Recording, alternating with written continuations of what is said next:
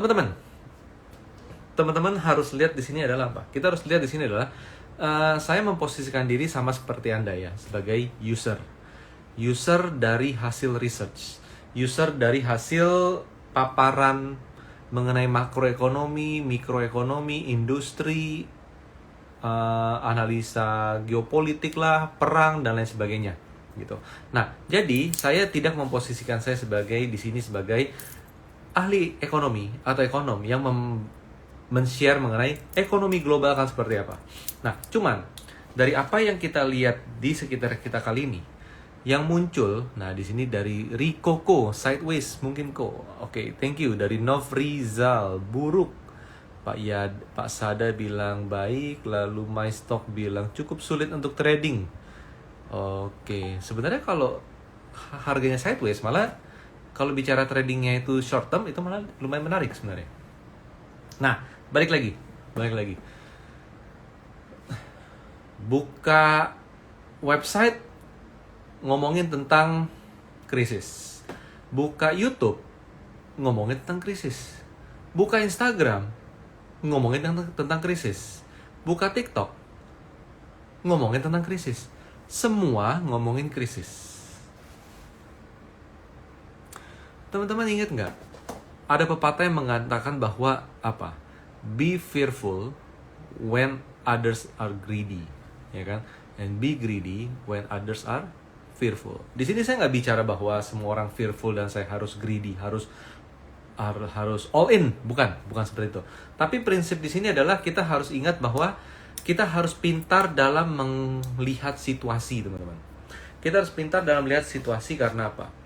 Ketika semua orang berbicara krisis, maka semakin banyak orang yang berjaga-jaga agar tidak terkena dampak krisis. Semakin banyak media yang bilang tentang krisis, oke, ada hal-hal yang ada hal yang tidak bisa kita kendalikan. Yes, for sure gitu ya. Tapi coba tonton bayangkan seperti ini. Tonton coba bayangkan pengusaha, wirausaha, teman-teman yang wira swasta dan lain sebagainya. Contoh di situ dulu, oke? Nah, ketika teman-teman melihat bahwa kok ada omongan tentang krisis ya, krisis, dan krisis, apa yang Anda akan lakukan? Anda akan berusaha agar company Anda survive. Bener nggak? Atau Anda cuman serahkan pada nasib? Ya udahlah, saya jalanin apa adanya. Kalau krisis ya bangkrut, kalau nggak krisis ya syukur. Kayak gitu nggak? Enggak. Ya kan? Semua pengusaha sukses, semua businessman sukses pasti akan putar otak. How to survive kalau terjadi krisis. Di sisi lain, kalau saya sudah persiapin semuanya dan tidak terjadi krisis, saya akan jadi yang paling atas. Kan seperti itu. Itu mindset juara kan, mindset juara. Nah, saya lupa ada seorang pengusaha yang juga mengatakan hal seperti itu.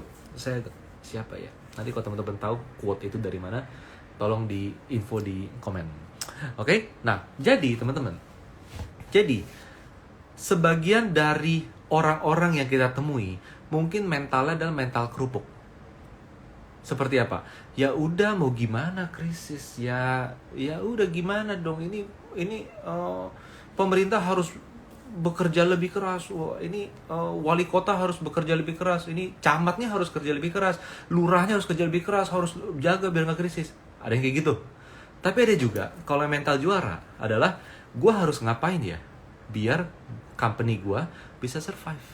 Karena efek dari goyangnya bisnis perusahaan yang mereka miliki, yang mereka jalanin, itu akan impact-nya sangat besar. Misalnya, contohnya adalah tanggungan, karyawannya berapa banyak, keluarga, turunan dari karyawannya berapa banyak, kewajiban dan lain-lain berapa banyak, ya kan? Nah, mereka bukan orang-orang yang ya pasrah pada nasib, enggak gitu loh. Mereka harus survive karena kalau sampai pilot, ujung-ujungnya urusan sama hukum juga gitu loh.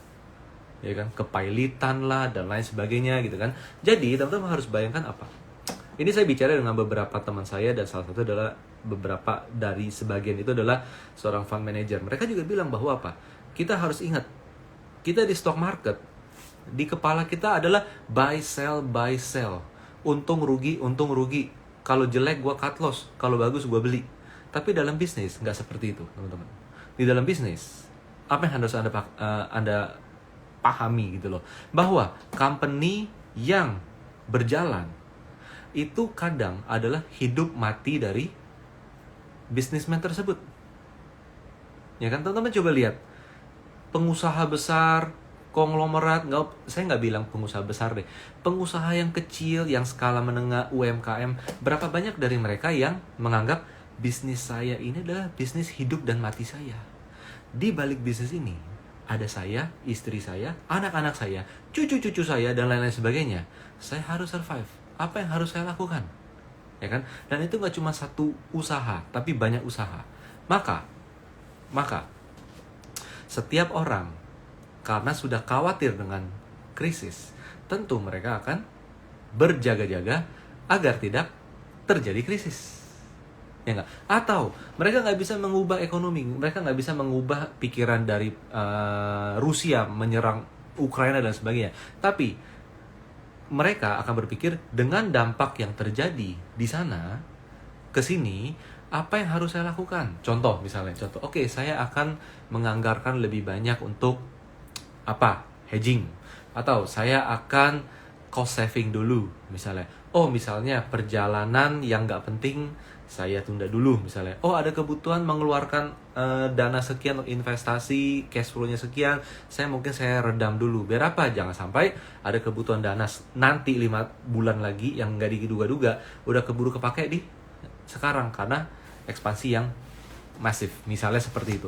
Nah, jadi teman-teman, jadi ini berlaku untuk para pengusaha, bisnismen, konglomerat, bahkan saham-saham dari emiten yang kita beli di Bursa Efek Indonesia. Gitu. Teman-teman, ketika ada krisis, nggak mungkin dong direktur sebuah bank besar, ya krisis, udahlah gue resign aja. Gue males dah, udahlah gue nganggur dulu lah, males pusingin bisnis. Ada nggak kayak gitu, teman-teman? Enggak. Atau misalnya pemilik sebuah emiten mayoritas, shareholder mayoritas. Wah, mau krisis, udahlah, gue jual semua saham gue nih, siapa yang mau.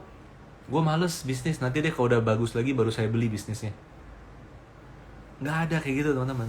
Semuanya stick to the bisnis yang mereka involve di sana. Nah, jadi ada perbedaan mindset antara kita sebagai trader dan kita sebagai dan mereka sebagai pengusaha di sana. Bahwa apa? Kalau sebagai pengusaha, mereka harus survive. Kalau kita sebagai trader, company jelek, gua cut loss. Nah, mindset cut loss itu menjadikan apa? Menjadikan kita semakin tergulung dengan informasi yang semakin semakin kencang beredar di sekitar kita. Itu poin pertama. Bahwa apa? Jadi, poin pertama adalah dalam menghadapi kondisi di mana begitu banyak berita, pemberitaan, konten, dan lain sebagainya mengenai krisis, yes, kita perlu tahu apa yang menjadi ancaman sekarang ini. Tapi yang harus kita ingat di sini adalah bahwa masing-masing dari para pemenang di sana itu putar otak untuk survive di sana. Nah, poin pertama di sini, putar otak untuk survive. Jadi, kalau market panik, market jualan, Anda jualan, teman Anda jualan, fund manager sana jualan. Karena apa? Karena saya takut. Teman-teman, namanya manusia, pasti ada khawatir, ada takut. Oke? Jualan. Tapi ketika saham yang mereka jual, manajemennya survival, ya kan? Dan ternyata hasilnya tidak seburuk yang dikira, atau malah tidak ada impact sama sekali, maka kita akan menyesal untuk tidak membeli.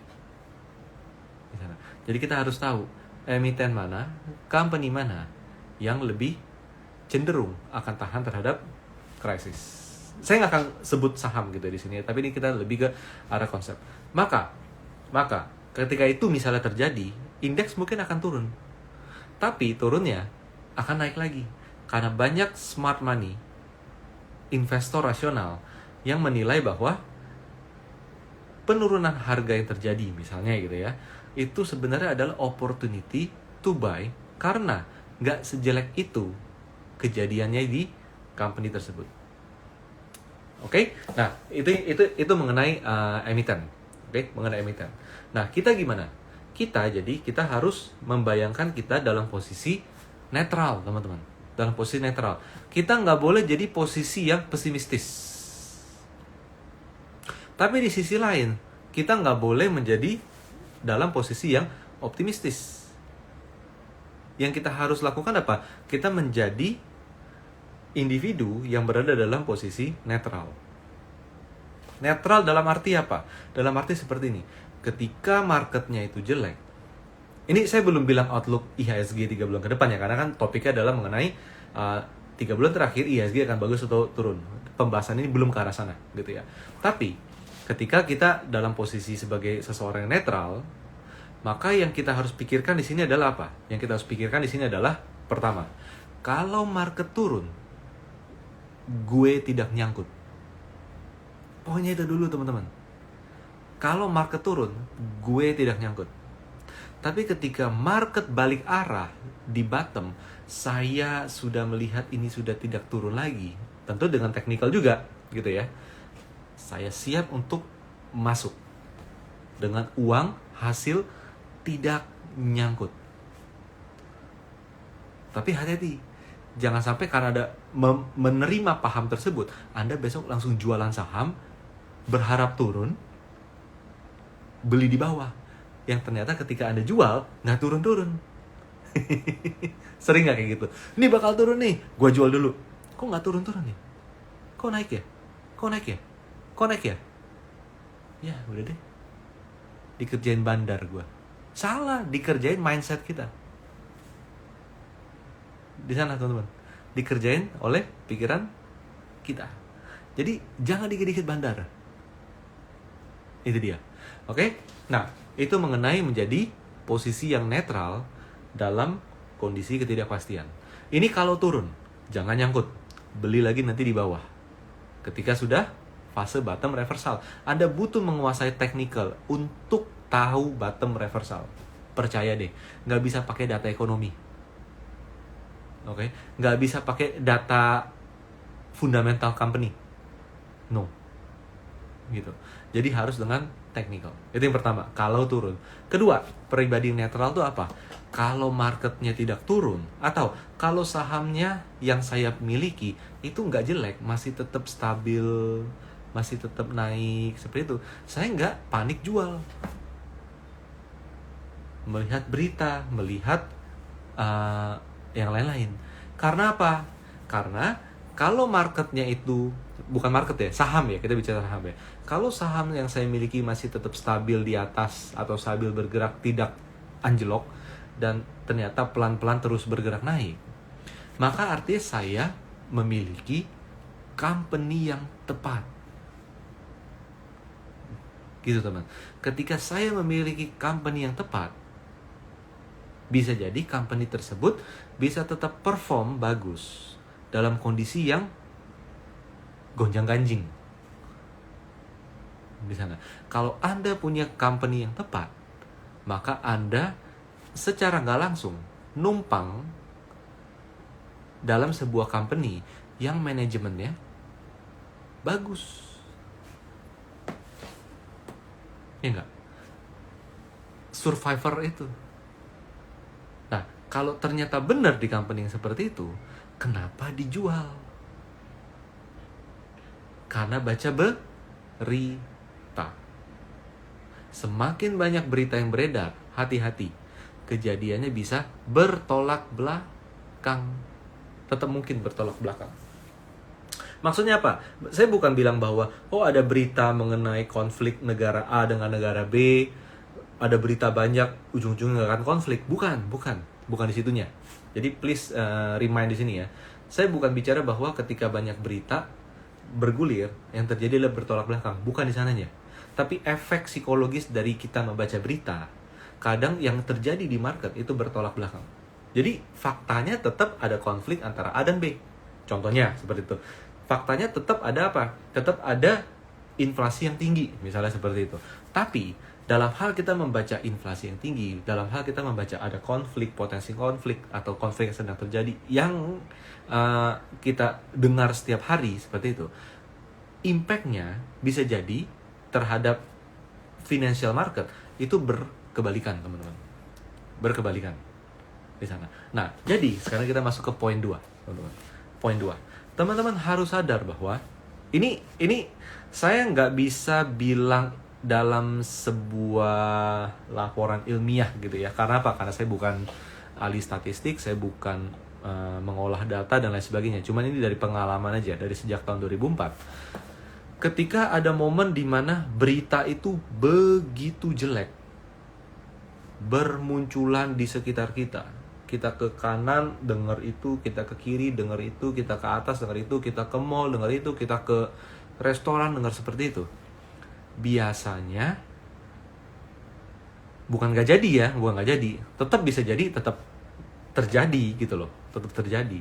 Tapi biasanya yang buruk impact-nya bagi pasar modal, kita ngomong pasar modal gitu ya, itu aktualnya tidak buruk seburuk yang kita bayangkan.